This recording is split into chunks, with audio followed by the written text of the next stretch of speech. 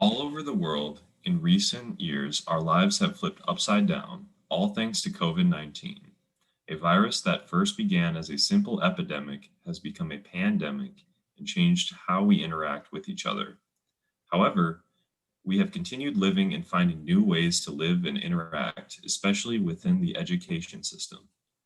COVID-19 has greatly changed the way students learn, going from a normal classroom setting to an online learning system. The main question that needs to be addressed amongst this pandemic is if online education is as sufficient as traditional face to face learning as an alternative, and if not, why? In order to unpack this question, I have invited some scholars to give us an insight into online learning versus traditional learning. My first scholar is Abner Mosetti, who is a science student at the University of North Dakota. Welcome, Mr. Mosetti. As a university of student as a student at the University of North Dakota, do you think online education is as effective as a traditional education?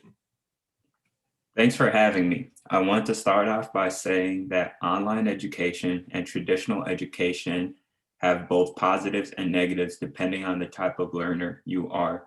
With that in mind, I do believe online education is as effective as traditional education.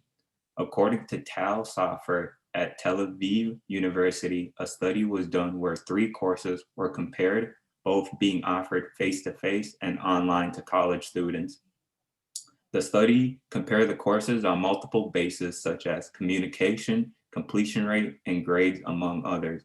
In the end, there weren't any significant differences in grades, although students in the face-to-face courses mentioned the readings and supplementary material contributed more to their understanding. The online students, however, had a better communication with staff and understood the material more since they had access to video lectures. However, it does not go without saying that communication is harder to achieve online than face-to-face due to the absence of any physical meetings. Some students may wait until face-to-face to state their questions and comments compared to using online services. Regardless, I'd say that online education has been proven to be more effective than traditional education due to the simplicity of learning. Online education allows for those who don't understand the material to go back and rewatch and gain a better understanding. Also, the recordings double as excellent study materials. Thank you, Abner.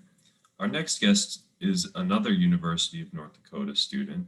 David Bender has taken a special look into the side of the pandemic and online learning transition we have not seen yet, a teacher's side, who is behind the scenes. David, do you think that online learning is as efficient as traditional learning? Abner brought up some great points for learning online, but I don't think it is as efficient as everyone is saying it is. Even though studies have shown that kids are adapting really well to the online learning environment, teachers have been struggling to make their lessons over Zoom and other online platforms. In what some may say has been an easy transition from in-person to live online learning, the author, How Teachers Experienced the COVID-19 Transition to Remote Instruction, thinks they were undertaught. This transition was hard, without a doubt, but no one thought about the teachers putting in extra time before and after classes just to learn the material and learn how to teach online. Most teachers have not taught online before. A study was done and published in the same article up above, How Teachers Experience the COVID-19 Transition to Remote Instruction, stating that 94% of people have never even taught online before, which is ridiculous considering all teachers were expected to teach online for some duration of the pandemic. Most teachers did not feel prepared to teach online classes or to make their materials fully online. One of the positive outcomes was that they thought it was very easy for kids to present online, which was one of the things they were worried about, but wished they had better resources and people to teach them before and after class on just how to teach online in the online learning environment. Another side that we did tons of research on, the other hand, is a more positive source. Ferlazzo L., published in 2021, March 5th. What is and is not working as educators transition to online learning was an opinion post published in Education Week, saying it was very easy for younger children to do school learning, but it was more challenging for grown-ups, like parents helping their kids outside of school on figuring out how the online learning worked and even help their kids with the online learning, even though students took switching to online learning very easily. I noticed that this was interesting, and myself would probably categorize myself as an older learner because I've used it in school learning my whole life, or I've been used to in school learning my whole life. And the switch for me was switching to online learning was more challenging to me than most people. Great take, David. Our next guest is another student from the University of North Dakota, Harris McLean. Harris has done research on the tuition rates between online and in-person classes. Harris, do you think that online education is sufficient as an alternative to traditional learning?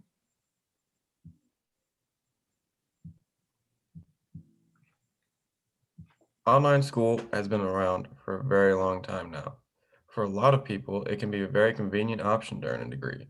It also tends to be a cheaper option compared to other traditional styles of college. It begs the question that is it fair that students are being forced to take online classes but paying for traditional college education? Most students say that it's not. Online classes that are designed with that setting in mind can be very effective, and it is sometimes preferred by people. When the COVID-19 virus first came, many schools were shut down or switched to online completely. When we first switched to online, a lot of classes that were never intended to be online had to be switched to online. This had caused students to believe that they were less effective, and some even felt like they were being cheated. Students have said that they feel like they're teaching themselves, and other students say that it's impossible to stay focused. And of course, some classes just simply cannot be taught online. For example, you can't teach a surgeon how to do surgery or a pilot how to fly online. They need to be in person. Online school can be very helpful for those who prefer it, but I don't think people who are paying for a traditional college education should be forced to go online. I think that most people who pay for a Ferrari and get a Prius would not be very happy. All very good points, Harris. Up next, we have Ethan Posler, a student from UND whose main research focus was to get a glimpse on group project work through online platforms. Ethan, do you think that online education is sufficient as an alternative to traditional learning? What are your thoughts on online group work?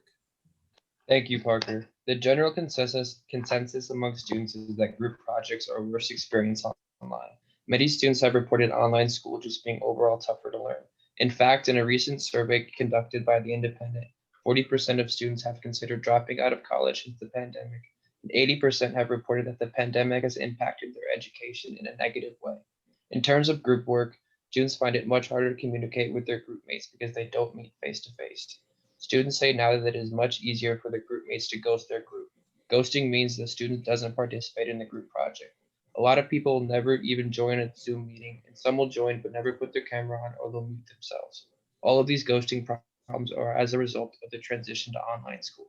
But like the many things that have been discussed before, there is a positive side to group projects. With the transition to online school, students are very isolated. Students are missing out on the social aspect of going to an in-person class. Marcus, whose last name was not shared, is a student at the University of Hawaii and is quoted by the Independent saying, "Socially, there is little to no support. You're lucky if your class makes a group chat or a classmate reaches out. Students are lacking their usual interaction with their peers in the classroom setting. But with the group projects in online school, there is some interaction. The times when, as Marcus says, students are lucky enough to have a classmate reach out is because of a group project. Group projects are allowing students to get some of the social interaction that they're missing out with online school." Thank you, Ethan. And thank you to all of our other scholars we have had on our show today. As you can see, there are many valid points for arguments on both sides. Abner made some great points about the communication and the advantages of online learning. David brought up a new perspective about teachers in the online learning community by examining their side of the transition, seeing it as a more negative learning experience in difference to Abner. Harris's views on online education are also negative, seeing how the difference in tuition costs does not always correlate with the education that you are receiving. Ethan talks about how school group work is a positive and negative to online learning, as you can run into problems like ghosting, but also have social interaction in a time where there is very little anymore. Thank you for listening to our discussion on online learning. Now, a question for you at home. What is your outlook on online learning as opposed to face-to-face learning?